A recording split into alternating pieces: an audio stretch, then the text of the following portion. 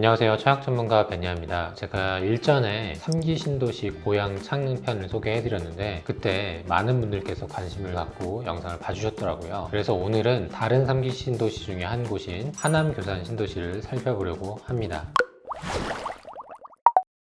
지도에서 보시는 것 같이 3기 신도시는 서울 접근성이 기존 1기, 2기 신도시에 비해 월등히 좋습니다. 사실 서울 접근성으로만 본다면 인천 계양이나 부천 대장, 그리고 일전에 소개해드렸던 고양 창릉이 다른 신도시에 비해서 더 가까운 것이 사실인데요. 오늘 제가 소개해드리는 하남 교산은 고양 창릉, 인천 계양, 부천 대장보다는 서울 접근성이 다소 멀지만 사실은 훨씬 더 주목해야 되는 단지입니다. 그 이유는 바로 우리가 가장 선호하는 강남, 송파, 강동이 바로 인접해 있기 때문입니다. 그래서 실제로 1기, 2기 신도시를 살펴보면 강남, 송파에 가장 인접한 위례 신도시가 다른 신도시에 비해서 평당가가 굉장히 높은 것을 알 수 있습니다. 지금 화면에서 보시는 해당 위치가 위례 신도시인데요. 위례 신도시에서 차를 타고 조금만 이동하면 송파구입니다. 이 위례 신도시는 기존에 추진되기로 했던 위례 신사선이나 길병원 도입들이 무산이 되긴 했지만 그럼에도 불구하고 다른 신도시에 비해서 가장 높은 금액을 유지하고 있습니다. 보시면은 37평 기준으로 15억에서 16억 정도로 유지를 하고 있고요. 사실은 위례 신도시는 다른 송파구나 그 밑으로 분당에 비해서 학군이 그리 좋지 않고 바로 인근으로 해서 이용할 수 있는 지하철이 없음에도 불구하고 강남으로의 접근성이 좋다는 이유만으로 이렇게 높은 금액을 유지한 걸 보면 신도시가 가지는 프리미엄 중 가장 큰 부분은 역시나 강남과의 절대적인 거리라고 우리는 다시 한번 확인을 해볼 수 있겠습니다. 오늘 제가 소개해드리는 하남 교산 신도시는 해당 위치에 속해 있습니다. 그리고 제가 방금 소개해드렸던 위례 신도시는 이쪽에 속해 있습니다. 그래서 사실 위례 신도시와 이 하남 교산 신도시는 많은 부분이 좀 닮아 있다라고 볼 수 있겠습니다. 앞서 설명드린 것처럼 3기 신도시는 인천 계양, 전 대장, 고양 창릉, 하남 교산, 남양주 왕숙이 있는데요. 서쪽에 인접해 있는 곳들은 GTX-A 노선이 개통돼서 그런 부분을 누릴 수 있고 3기 신도시 중에서는 가장 빠르게 완성이 될 수 있다는 부분이 큰 장점이지만 아쉬운 부분은 강남 접근성이 다소 떨어진다는 부분이 있습니다. 하남 교산은 지금 당장 우리가 이용할 수 있는 지하철 노선이나 이런 것들은 없지만 차로 강남이나 송파까지 오래 걸리지 않고 갈 수 있다는 것이 무엇보다 큰 장점이라고 볼 수 있겠습니다. 보시는 화면이 하남 교산 지구의 모습입니다. 굉장히 부지가 크고요. 좀 길쭉한 걸 볼 수 있습니다. 그래서 오늘 후반부에 소개해드릴 하남 교산 A2 블럭은 기존의 하남 인근의 인프라를 누릴 수 있는 그런 장점이 있는 곳이고 이제 하나 둘씩 하남 교산 지구도 채워질 예정입니다. 보시는 화면은 하남 교산 공공주택지구의 모습이고요. 이곳은 경기도 하남시 천연동, 교산동, 상사창동 일원에 위치해 있고요. 631만 제곱미터의 면적으로 이루어져 있습니다. 그리고 하남 교산 공공택지지구는 33,037호의 가구가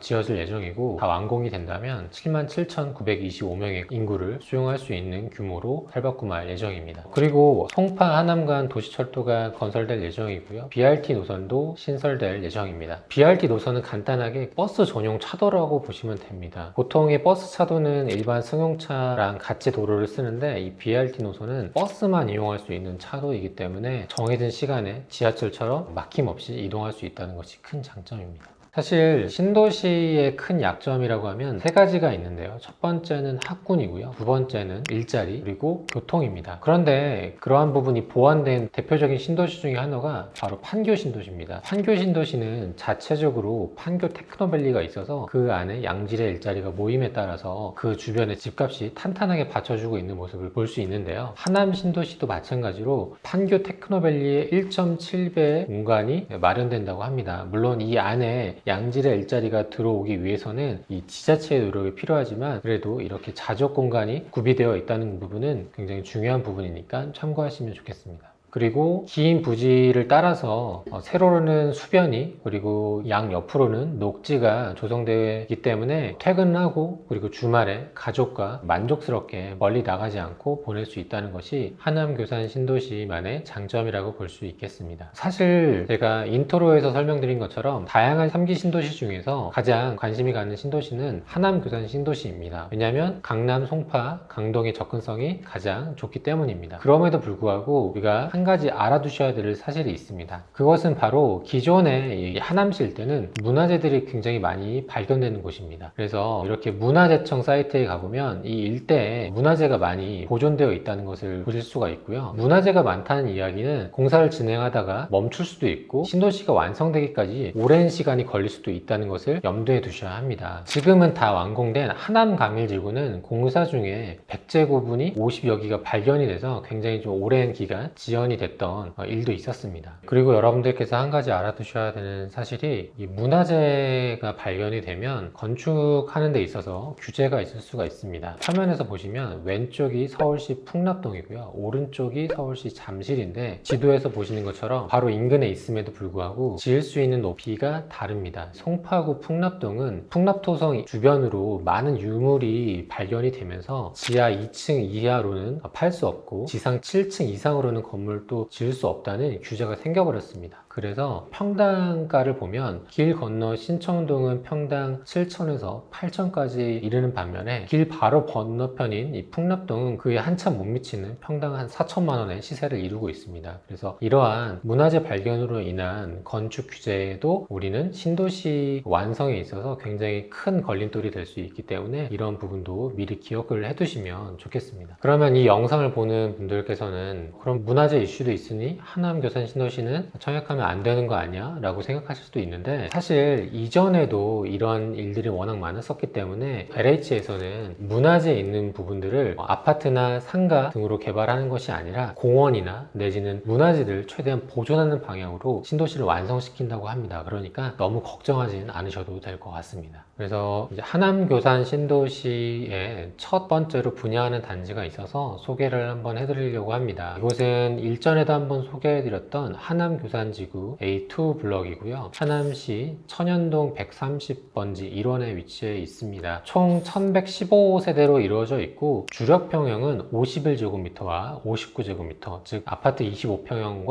아파트 23평형 위주로 이루어져 있습니다. 지도에 보시면 이곳이 하남 교산 신도시에서 첫 번째로 분양하는 A2 블럭이고요. 제가 일전에 이곳을 소개해드렸을 때는 호객농로 상에 추가적으로 분양하는 단지들이 안 보였었는데 지금 보니까 우측으로 이렇게 S-1블럭 그리고 A5블럭도 뜬 걸 보니 하남 신도시도 하나 둘씩 분양을 앞두고 있다라고 예상을 하실 수 있겠습니다. 하남 교산 신도시에서 첫 번째로 분양하는 하남 A2블럭은 하남 신도시 안에서는 가장자리에 있지만 가장자리에 있는 것이 오히려 더 큰 장점이라고 생각이 듭니다. 그 이유는 바로 인근에 있는 학교나 지하철 이런 상권 등의 인프라를 즉시 누릴 수 있기 때문입니다. 그리고 일반적으로 어느 택지지구든 첫 번째로 분양하는 단지가 입지적으로나 그리고 금액적으로 되돌아봤을 때 굉장히 입지도 좋고 금액도 저렴한 경우가 많았습니다. 그래서 하남 교산 신도시의 청약을 오랫동안 기다리셨던 분들이라면 A2 블럭을 꼭 한번 관심 가져보시면 좋겠습니다. 그리고 제가 이제 우려되는 부분 중에 하나가 아무래도 소형 평수로만 이루어져 있기 때문에 특히나 51제곱미터 같은 경우에는 우리가 흔히 볼 수 있는 평수는 아니기 때문에 그 구조가 굉장히 궁금했었는데 51제곱미터를 보니 3베이에 그리고 판상형 그리고 화장실이 한 개라고 생각했는데 이렇게 화장실이 2개 있습니다. 그래서 충분히 아이를 키우는 3, 4인 가구도 살 수 있을 정도의 구조와 면적이기 때문에 나중에 충분히 황금성 있게 거래를 할 수 있는 면적이라고 보여집니다. 그리고 25평형 A타입도 4베이 판상형의 화장실 2개 이런 구조로 사람들이 선호하는 평면도를 가지기 때문에 평면도도 굉장히 잘 나왔다고 볼 수 있겠습니다. 이곳은 공공분양이어서 입주자 모집 공고문이 3월 30일에 나왔습니다. 그리고 청약 신청일이 이로부터 한 달 후인 5월 7일날 특별공급 청약 접수를 받고요. 5월 8일부터 일반 공급 청약 접수를 받습니다. 그래서 그 사이에 사전 청약 당첨자 그리고 일반 관람자들도 해당 일정에 모델하우스를 볼 수 있으니 일정 참고하시면 좋겠습니다.